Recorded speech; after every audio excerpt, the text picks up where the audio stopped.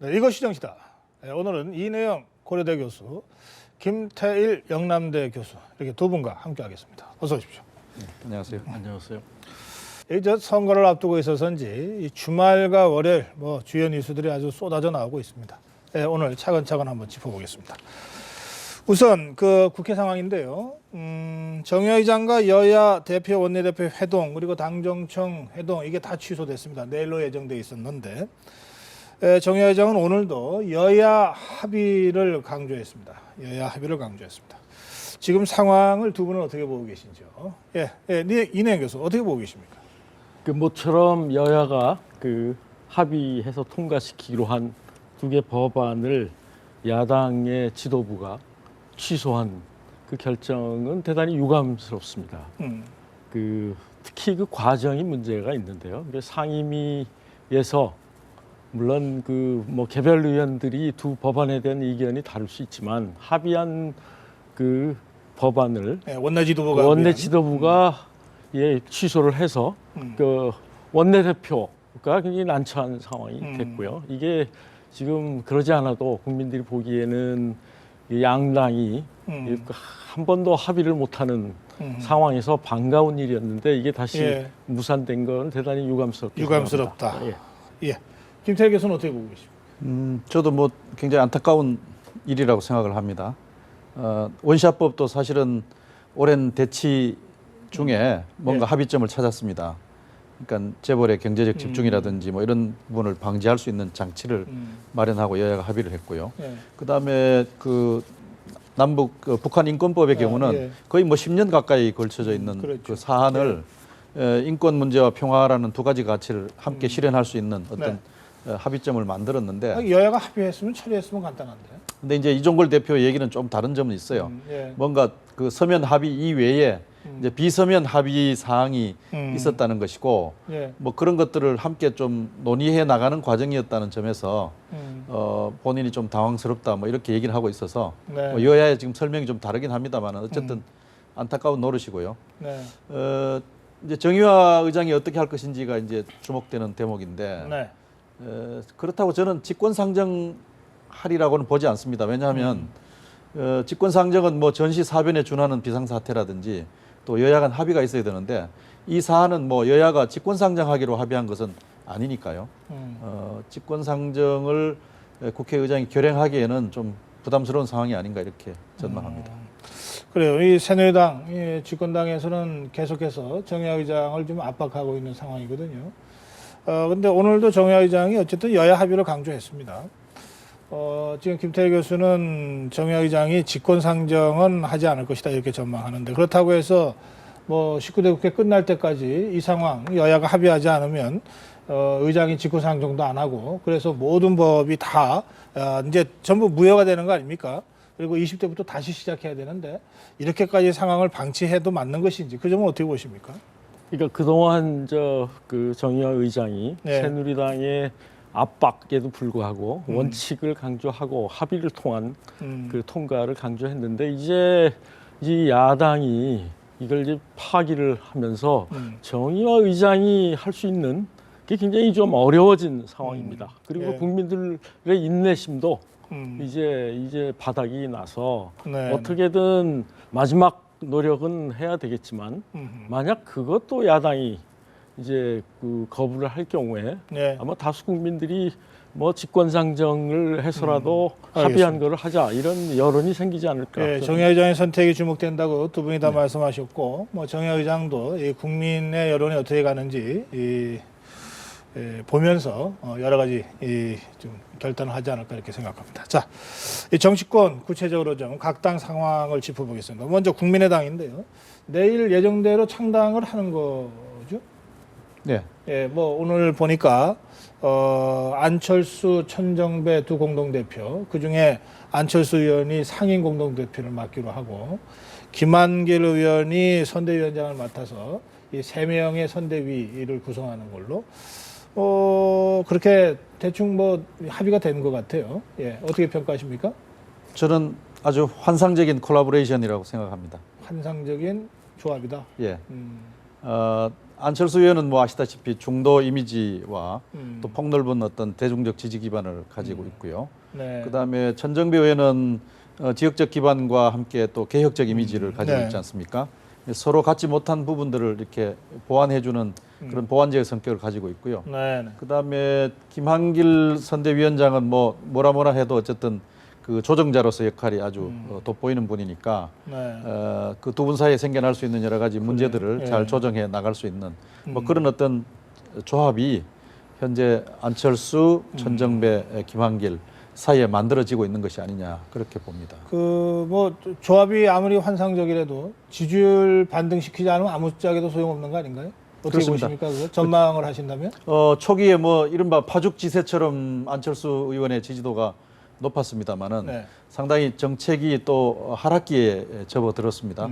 그것은 이제 통합을 강조하다 보니까 초기에 어떤 그런 개혁적 이미지가 좀 쇠퇴한 데 따른 것이 네. 아니겠느냐 이렇게 분석을 할 수 있는데 이제 통합한 당이 만들어졌으니까 통합에서부터 이제 좀 개혁과 혁신으로 당의 기조를 바꾸어 나가야 되지 않겠느냐 그렇게 생각을 합니다. 아 그래요? 지지율 반등 가능성도 있다? 네 그렇습니다. 뭐 컨벤션 효과라고 하는 것도 있으니까 뭐 내일 창당대회를 하면서 이렇게 뭐 체제를 좀 정비하고 국민들한테 다시 이제 새로운 상품으로 다가가면 지지율 반등 가능성도 없지는 않겠습니다. 어떻게 보십니까 이내영 교수는? 저는 뭐 그게 아직 불투명하다고 불투명하다. 생각합니다. 예. 우선 뭐 지지율이 전반적으로 하락하는 것도 있지만 호남에서의 하락세가 두드려진다고 하는 게 굉장히 어려운 것이고요. 뭐 지금 어제 오늘 나온 김정인 국보위 참여 논란 이 부분적으로 도움이 되긴 하겠지만 오히려 반사 이익을 기대한다면 그쪽이다. 예. 그럼에도 불구하고 지금 안철수 국민의당의 지지율을 보면 2012년 상황하고 보면 이 그 지지자 스펙트럼이 2012년에 비해서 매우 그렇게 넓지 않다. 특히 그러니까 2012년에 안철수 후보에 대한 지지를 말씀하시는 건가요? 지지를 했던 젊은 세대 또 이념적 중도 세력이 또 수도권. 근데 그건 왜 그런 것 같습니까? 그러니까 그건 이미 한 번의 기회에서 실망을 줬던 것도 있고 또 거기 참여하는 분들이 젊은 세대나 뭐 중도 개혁 세대 입장에서 그렇게 참신한 세력의 참여가 아직 두드러지지 않고 있다. 뭐 이런 게 다 겹쳐서. 그러니까 여전히 새 정치에 대한 열망이 안철수 지지로 나타나고는 있지만 2012년과 같은 참신성은 좀 아무래도 좀 떨어졌고 또 자꾸 뭐 이렇게 우유부단하고 좌고우면하는 모습이 그동안 많이 보여져서 이번에는 진짜냐 뭐 좀 의구심도 있고 이런 것들이 이 지지세에 있던 결집으로까지 아직 가고 있지 않은데 이게 과연 창당대회 한다고 해서 과연 이게 회복되겠느냐 조금 두고 봐야 된다 그런 말씀 같네요. 그렇죠. 예, 어떻게 지금까지는 이제 더불어민주당의 그 패권주의에 대한 반사 이익을 가지고 이제 지지 기반을 만들어 왔습니다만은 지금부터는 이제 본인들의 정체성을 이제 보여야 되죠. 무엇을 지향하며 비전이 어떤 것이다. 또 그것을 실현하기 위한 전략이 어떤 것이다. 이제 이런 것들에서 어떤 새로움이 있어야만 지지 기반이 다시 반등할 수 있지 않느냐 이렇게 생각합니다. 예, 이 분당하는 과정에서 어쩔 수 없이 서로를 비난하게 되고 그것이 네거티브 캠페인으로 이렇게 비춰지면서 사실은 역풍도 같이 불었거든요. 그러니까 이제 국민의당 쪽에서 이제 네거티브 안 하겠습니다. 뭐 이렇게 좀 전략 수정도 있었고 그랬던 것 같습니다. 그러나 뭐 이 선거가 현실이고 뭐 손님 실수로 이기는 경우들이 워낙 많아서 더불어민주당과 국민의당 야권 지지자들을 상대로 해서 경쟁을 하고 있는 와중에 뭐 국민의당이 실수해서 더불어민주당이 좀 상승할 수도 있고 더불어민주당이 또 실수를 해서 국민의당이 결과적으로 반사이익을 얻을 수도 있는 현실은 또 그것대로 있는 것 같습니다. 그래서 이 더불어민주당 쪽도 어쨌든 상당히 긴장하고 있는데 그 사실은 좀 더불어민주당 쪽에서도 실수가 안 나온 게 아니에요. 이를테면은 뭐 노영민 의원, 뭐 신기남 의원 구명운동을 뭐 하면서 40여 명 가까운 의원들이 무슨 탄원서에 서명을 했다. 이거 굉장한 그런데 뭐 이게 김정인 위원장이 이걸 중지시켰습니다. 그러면서 결국 노영민 의원, 문재인 대표의 최측근인 노영민 의원이 불출마 선언을 했습니다. 총선 불출마 선언. 그리고 또 선대위 구성을 가만히 보면서 아니 최재성이 포함된 선대위가 친노 선대위지 무슨 김종인 선대위냐 이런 비난들이 많았지 않습니까? 그 최재성 의원이 선대위원직 자진 사퇴라고 하는 사실은 쓸 수 있는 가장 강한 강수를 들고 나왔습니다. 네, 김태일 교수. 네. 어떻게 평가하십니까?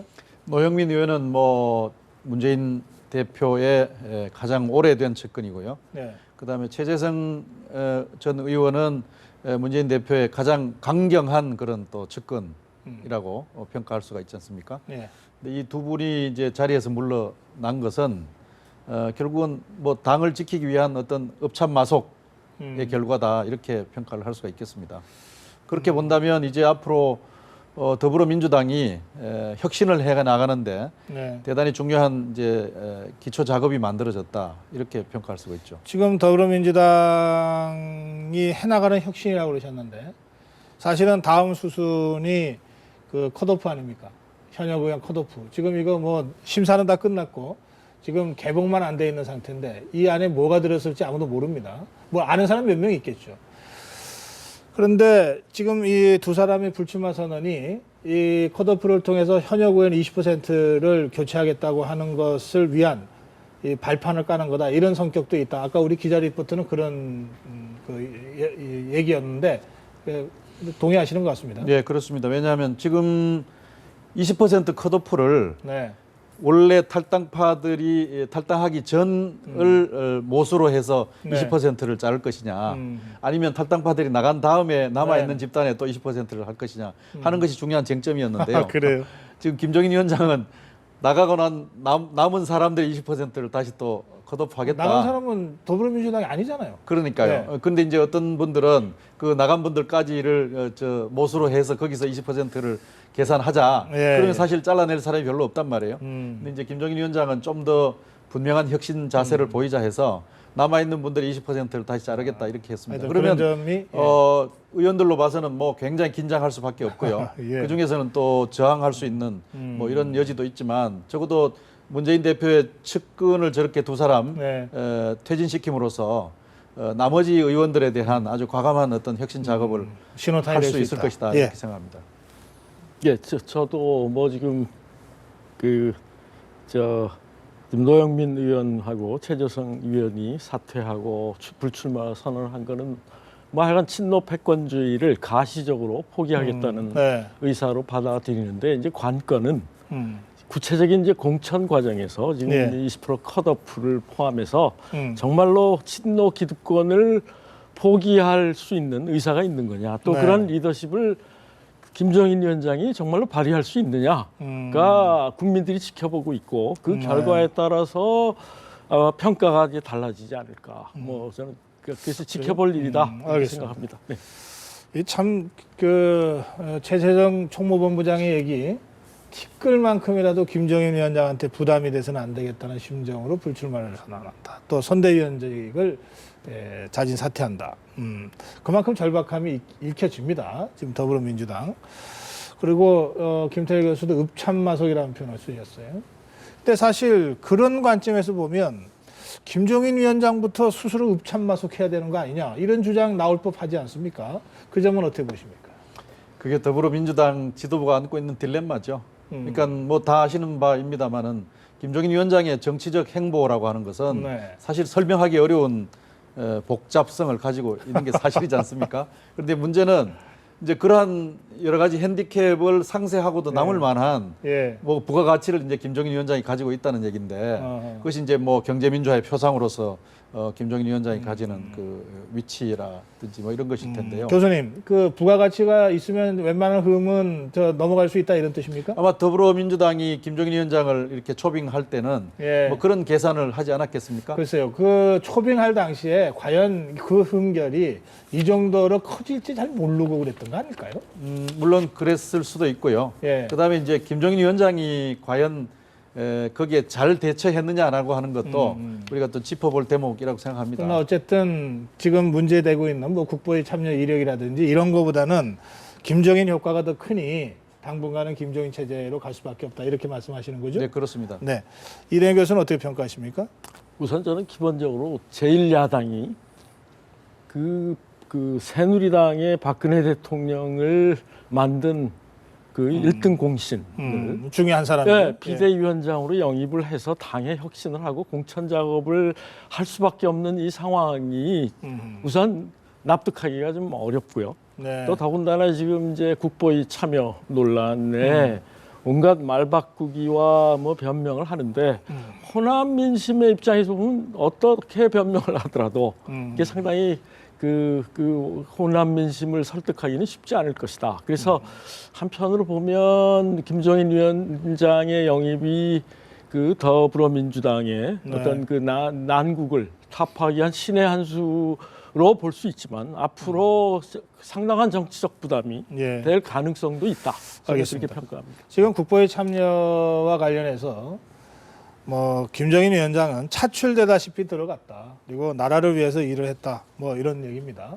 반면에 그 당시 국보위 시절에 아주 실세 중에 한 사람이었던 김용갑 전 의원은 김 위원장이 이충구 전 대표한테 국보위에 들어가고 싶다는 의사를 피력해서 발탁한 것으로 안다. 이렇게 또 증언하고 있어요. 김태일 교수도 이 정치사를 전공하셨고 또 이내인 교수도 한국 정치를 전공하셨습니다. 그 시절 우리가 뭐 대학 시절을 다 겪었습니다. 어떤 것 같습니까? 어느 쪽 말이 더 진실에 가까운 것 같습니까? 김태일 교수. 적극적으로 참여했느냐 아니면 뭐 자기 의사와 관계없이 네. 뭐 수동적으로 들어갔느냐 하는 네. 문제인데 저는 김종인 위원장이 이런 논란에 뭐 진실이 뭔지 공방을 하지 않았으면 좋겠습니다. 왜냐하면 그 공방할 가치 없습니다. 무조건 사과해야 합니다. 왜냐하면 본인의 의지가 적극적이었느냐 아니냐를 넘어서서 네. 김종인 위원장이 그 참여했던 그 직위는 상당히 중요하고 고위직이었습니다. 네. 그렇기 때문에 뭐 자기 의지가 있었느냐 없었느냐는 중요하지 않습니다. 어쨌든 상당한 지위에 참여를 했기 때문에 거기에 대한 책임을 본인이 져야 되고 네. 거기에 대해서 변명하면 안 됩니다. 사과해서 모자란다 그러면 또 사과해야 합니다. 저는 그렇게 생각합니다.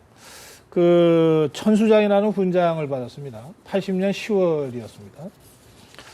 이때 그 국보에 참여한 공로로 이 훈장을 여러 사람들이 나눠 받았는데 장세동 전 경호실장도 받고 다 그랬습니다. 그런데 그때 이 3등급에 해당되는 천수장 훈장을 받았던 또 다른 사람이 한승수 전 총리입니다. 근데 한승수 전 총리가 총리 청문 과정에서 이게 문제가 되니까 훈장을 자진 반납했습니다. 뭐 그게 과연 국민적 사과에 해당되는지는 또 다른 논란이고요. 그래서 김종인 위원장 정말 사과할 마음이 있다면 훈장부터 반납하라 이런 주장이 나오는 겁니다. 그 점에 대해서는 교수님 어떻게 보십니까? 뭐 그것도 필요한 일이라고 봅니다. 네. 어쨌든 김종인 위원장의 사과가 불충분하다고 하는 사람이 있으면 네. 또 사과해야 합니다. 그것은 뭐 어쩔 수 없는 일입니다. 네. 이내영 교수.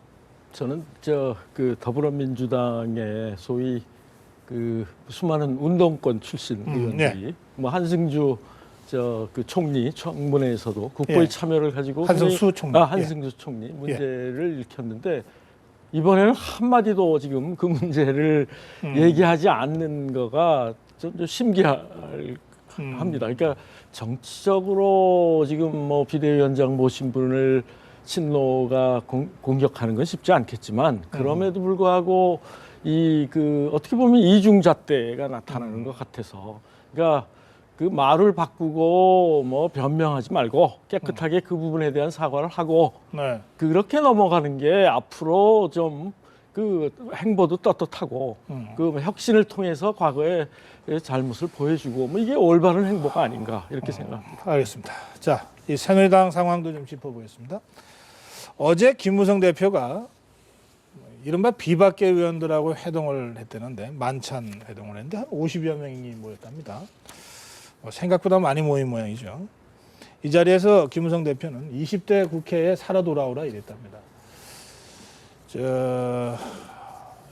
2008년이었습니까?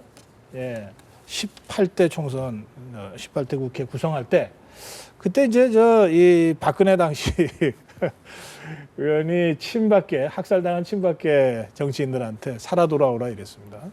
뭐 그거 벤치마킹 한 건지 뭔지 하여튼 이거 어떻게 봐야 됩니까, 이내영 교수? 그 뭐 어떻게 보면 그 설명에 의하면 그 전에 예. 그 뭐 신년 모임으로 계획했다는 것이다. 그래서 정치적 의미를 부여하지 말라. 뭐 이렇게 얘기는 하지만 제가 보기에는 그동안 김 대표가 그 소위 친박계와의 경쟁에서 이거 뭐 수세에 있었습니다. 근데 이제 어제 그 모임은 이 앞으로 친박계와의 경쟁에서 일방적으로 수세적인 태도를 보이지는 않겠다. 밀리지 않겠다. 밀리지 않겠다. 적어도 그 상향식 공천이나 총선 전국에서 조금 주도적 역할을 하겠다는 의지가 표현된 거 그렇게 해석하는 게 맞다고 봅니다. 그래요. 알겠습니다. 자, 그런가 하면 이제 당에 복귀한 최경환 의원의 행보가 아주 분주합니다. 특히 저 대구 경북 지역과 부산 경남까지 지금 이 폭을 넓히고 있는데 이른바 진박 후보 이게 참 내 친박의 진박까지 나와서 참 제가 어쨌든 진박 후보들에 대한 지원 사격을 하면서 대통령이 어려울 때 대구 경북 의원들은 뭐 했냐 뭐 이렇게 하고 다닙니다. 근데 역풍이 분다는 겁니다. 저 김태일 교수 대구 경산이죠? 저 최경환 의원 지역구군요. 대학이 예. 영남대가 저 경산에 있죠. 그렇습니다. 그래요. 대구 경북 민심 어떻습니까? 진짜 역풍이 붑니까? 역풍이 불지는 조금 더 기다려 봐야 될 것 같은데요. 예. 어쨌든 저 최경환 의원의 저 발언이라든지 네. 또 그 전에 이른바 진박을 표방하는 6분의 후보자들이 한꺼번에 이제 때를 지어서 저 몰려다니면서 사진도 찍고 뭐 이렇게 이벤트를 했는데요. 진박 연대. 예, 그것이 이제 지역 사회에서 조롱거리가 되고 있는 것은 분명합니다. 그래요? 현재는 굉장히 웃음거리가 되고 있는 단계이고 이것이 이제 역풍으로 불지는 조금 기다려 봐야 되는데 그러면 왜 그러냐 하면은 아니 그러면 대통령을 보위하는 것이 중요한 임무라면 어디 어려운 지역에 가서 의석수나 누릴 일이지 그 땅 짓고 헤엄치는 대구에 와서 왜 저렇게 꽃가마 타려고 하느냐 당신들의 진위가 뭐냐 이런 질문이 이제 쏟아지고 있고요. 그렇죠.